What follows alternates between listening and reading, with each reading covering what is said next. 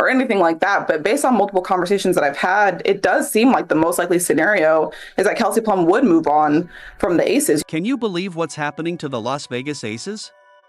The team that was on top is now falling apart really quickly. It all began when Kelsey Plum wouldn't sign her contract extension, but that's just the beginning.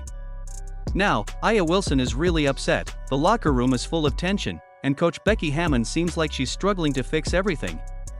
You won't believe how bad things have gotten for the former champions. Stick around because we're about to tell you everything about this Vegas disaster.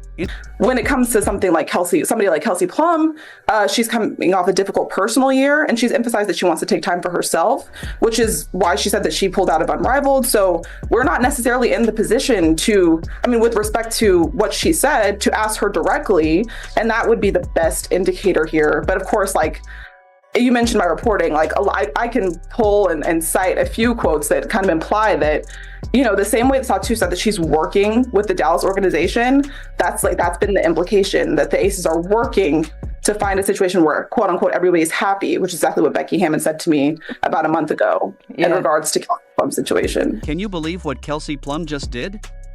She didn't just refuse to sign a contract extension, she sparked a huge problem that could seriously hurt the Las Vegas Aces. Let's talk about why Plum's decision is such a big deal. Remember when the Aces were unstoppable with their strong core players?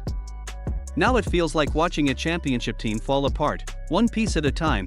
What's been a little surprising, and I think why there's so much conversation, at least from what I'm seeing, about Kelsey Plum is that during the season when the rest of the core Aces, the other, they're the core four, Asia, Chelsea, Jackie Young, and Kelsey Plum. So when her other three, counterparts, they signed extensions, she did not. You might be wondering, why would Plum leave a winning team?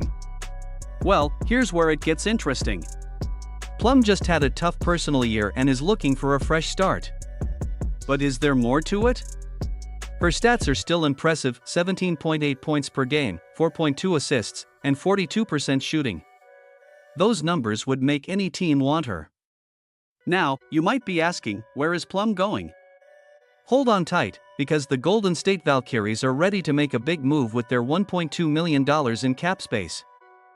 They're not just throwing money around, they have a secret weapon that might just convince Plum to join them. Well, but what I do think is interesting is that there is a team that will be coming to the league this year, the Golden State Valkyries, and a part of me just kind of feels like that might be a fresh start for Kelsey Plum if she does decide that she wants to move on from the Aces. To me, it gives them an opportunity to have a great perimeter scorer, which we know that Kelsey Plum is, but it also will add a little bit of familiarity for her because the new head coach was the former assistant coach in Las Vegas. And I think that could also be something that plays well where you're getting a new environment and you're getting a new experience, but you're also still working with someone who knows you and knows you well. So you get a bit of the best of both worlds. Here's the kicker. The Valkyries head coach, Natalie New York, and Plum go way back.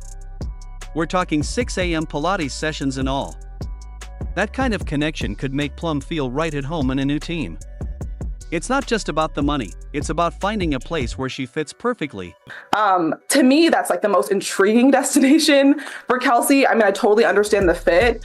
You mentioned like perimeter scoring for the Valkyries, and they'll absolutely need that. But I think also she brings like this, veteran championship mentality that Natalie Nakaze has emphasized that she wants to cultivate in the Golden State. And so to me, that would just be knock out of the park. And they have the room to do it. They're just building their roster. Cap space is not going to be a problem. So that stands out to me, definitely. But wait, there's more. The Valkyries aren't the only team interested in Plum. There are rumors of a possible sign-and-trade deal with the Chicago Sky too. It's like a high-stakes poker game, and right now, Plum's holding all the cards. From the Aces, you mentioned that she did not sign an extension, and former general manager Natalie Williams told me before she and the Aces parted ways that, Kelsey was offered an extension and declined. Probably wondering, if Plum leaves, what happens to the rest of the team? Well, it's not looking good. Coach Becky Hammon is doing her best to keep things together, but you can tell she's walking on eggshells. She talks about how important Plum is to the team, but also gives her space to figure things out.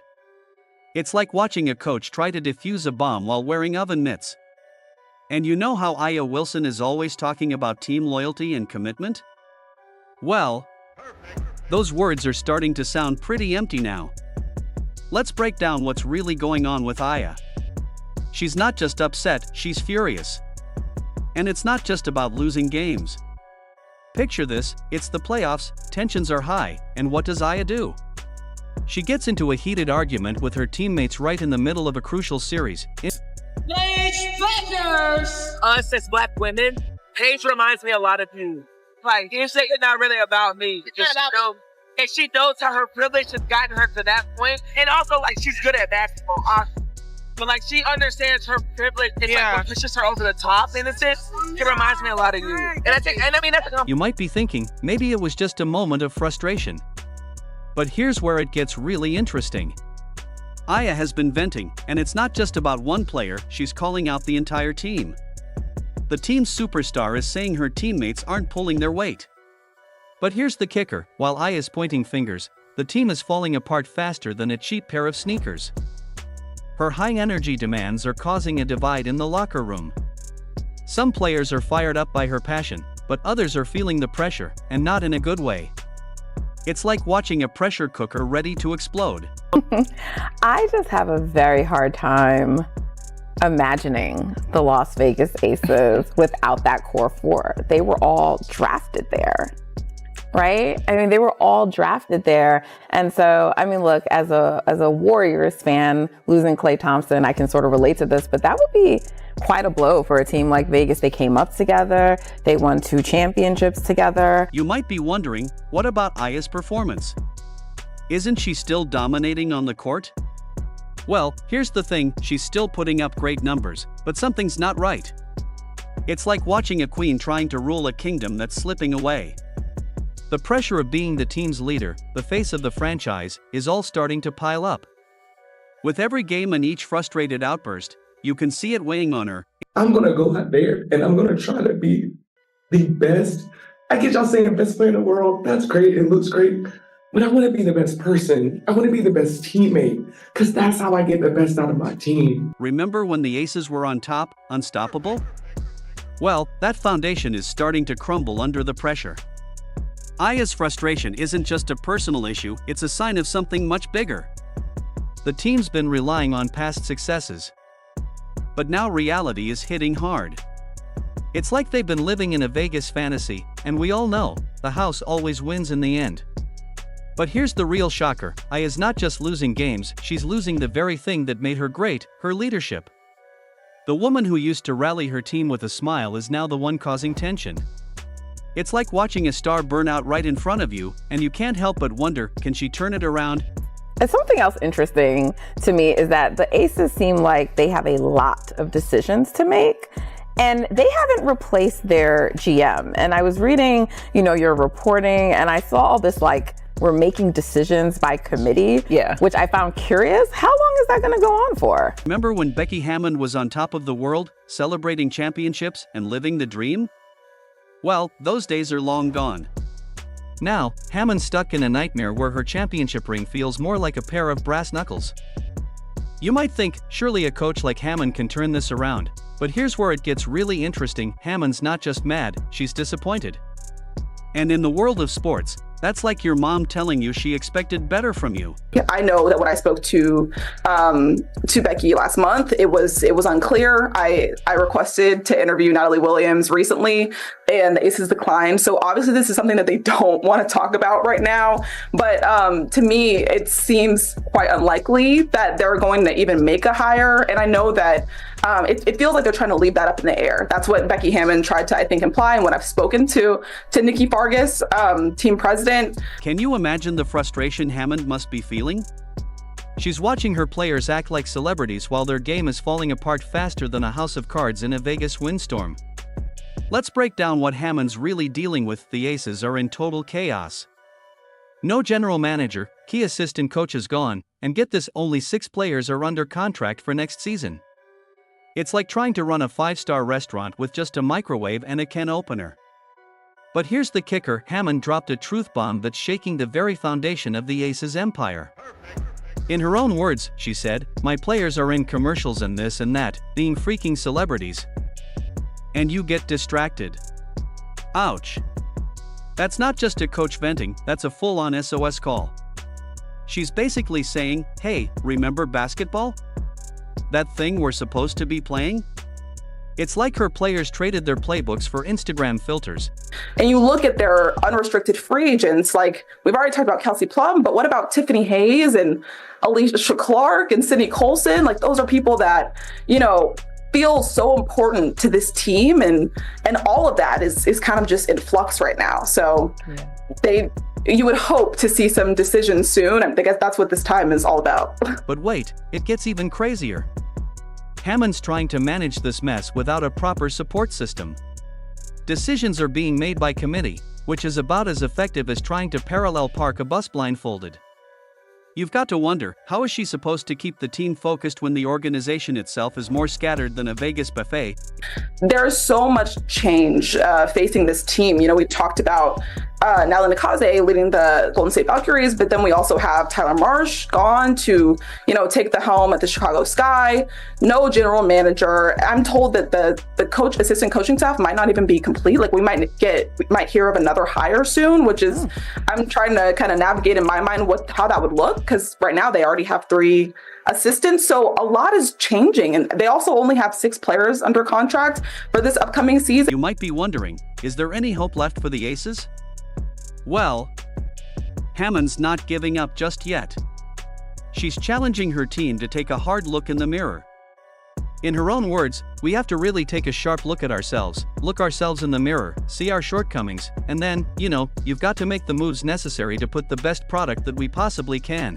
Yeah, Becky also, I think she made the statement, something along the lines like, it's just not, like, we're not going to look the same that we've looked in the past, right? Which makes total sense, right? Again, as I just said, you kind of in your mind have this idea that teams are always going to look the way they look, and the reality is that's just not possible. Hammond speak for shape up or ship out. She's not just talking about tweaking a few plays or running extra drills, this is a full-blown, tear it down to the studs renovation. And let me tell you, when a coach starts talking about making necessary moves, you better believe some players are going to be packing their bags. So while the Aces are busy falling apart, there's a team in Indiana quietly cooking up something special. You might be thinking, who cares about Indiana when Vegas is crumbling? But here's where it gets really interesting. The Fever aren't just building a team, they're crafting a dynasty that could make the Aces look like yesterday's news. And the best part? They're doing it right under everyone's nose. There's a huge amount of gratitude, I would say, to Lynn Dunn and to Allison Barber for everything that they did to kind of stabilize and get things pointed in the right direction as well. Those are some tough years. You don't get 2 number 1 picks in the draft by having a great team and great years. You go through some peaks and valleys. So I really feel like we're poised and we're set up for a great, successful next era of Fever basketball. Let's break down what makes the Fever so special. They're not making headlines for locker room drama or Twitter feuds. Nope, they're too busy putting together a squad that's about to shock the league. You might be wondering, how can the Fever compete with the star power of the Aces? Well, buckle up, because this is where things get wild. The Fever's front office is making moves that are turning heads all across the league. Kelly Croft, Amber Cox, and Stephanie White, these legends are quietly crafting a dynasty right in front of us. While the Aces are caught up in their soap opera, the Fever are methodically building a team that could dominate for years to come. Amber and I and Kelly are just talking about, players and evaluations before we came out here, and building quality depth is going to be important. When you have a core 3 like we have, surrounding them with players who are going to fill the roles, certainly, first and foremost, who are going to embrace the roles, secondly, and who give us the best opportunities for success by complementing what they do really, really well. Can you believe it? A team actually focused on basketball instead of drama.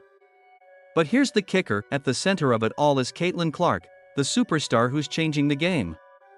Clark isn't just good, she's redefining what it means to be a WNBA player. Her vision, her shooting range, her leadership, it's like watching the future of basketball unfold right before our eyes. And the Fever? They're building everything around her. Now, picture this, while the Aces are trying to figure out who's even going to be on their roster next season, the Fever are creating a culture that players actually want to be a part of. No Twitter beefs, no locker room drama, just good old-fashioned basketball. It's like they've cracked the code on how to build a winning team without all the nonsense. The future is so bright, and our ultimate goal is to hang another banner in the field house. And our ultimate goal is to come back in here after we win that championship and celebrate again like we did in 2012. So I just want to thank everybody for coming. Really excited, really looking forward to this, and can't wait to get started. You might be thinking, okay, but can they really compete with the big market teams? Here's the thing, they don't need to. The Fever are playing the long game. They're not just throwing money at stars and hoping it works out. They're developing young talent, creating a system that works, and building something sustainable. Now, let's talk about that system for a second. The Fever aren't just relying on CaitlinClark to carry them, they're surrounding her with players who complement her skills. It's like watching a perfect basketball symphony come together. Every player has a role, and they're all buying into the team-first mentality. I am so incredibly honored, so humbled, so thankful, grateful, and excited to lead this franchise and taking it to another level. You know, you've got incredibly talented players right here in Caitlin and Aaliyah and Lexi, a team that was incredibly fun to watch, very tough to game plan against. So I'm glad I'm going to get to work with you guys, work with you ladies, instead of having to think about how to stop you. But here's what really sets the Fever apart, they're hungry. They're not resting on past glories or getting caught up in their own hype. Every practice, every game, they're out there proving themselves. It's that underdog mentality that makes them so dangerous. Can you believe how quickly things can change in the WNBA? It's like watching a high-stakes game of musical chairs, but with million-dollar contracts and Twitter drama.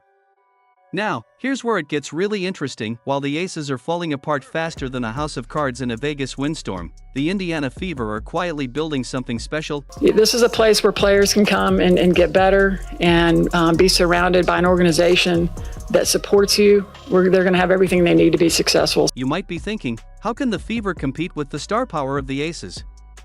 But let's break it down. The Fever are building a culture that players actually want to be part of. It's all about teamwork and support, not just flashy plays and Instagram followers. And at the center of it all, CaitlinClark is turning heads and changing the game. So, what's it going to be? Are you Team Aces meltdown or Team Fever rising? Either way, the 2025 season is shaping up to be wilder than we ever imagined. Hit that like button, subscribe, and turn on those notifications because you won't want to miss a single moment of this WNBA roller coaster. We'll see you in the next one.